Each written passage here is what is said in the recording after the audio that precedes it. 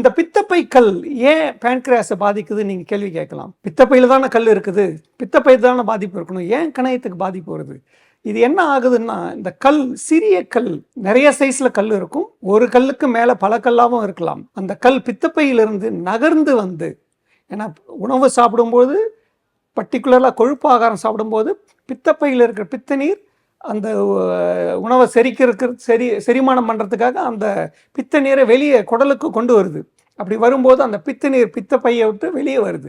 அது கூட இந்த சிறிய கற்கள் அந்த பித்தநாள பைப் வழியாக கீழே போயிட்டு கணையத்தினுடைய நாள பைப்போட ஒன்று கலந்து ஒரே பைப்பாக தான் குடலில் போய் சேருது உணவோட கலக்கிறதுக்கு. ஸோ அந்த மாதிரி சமயத்தில் இந்த சிறிய கற்கள் பித்தப்பையை விட்டு விலகி வெளியில் வந்து அந்த பைப்பில் போய் அந்த கணையத்தினுடைய அடைப்பு உண்டு பண்ணும் பொழுது அந்த அடைப்புனால இந்த பேன்கிரேட்டைட்டிஸ் ப்ராப்ளம் வருது. இன்ஃப்ளமேஷன் இதனால தான் ஆரம்பிக்குது.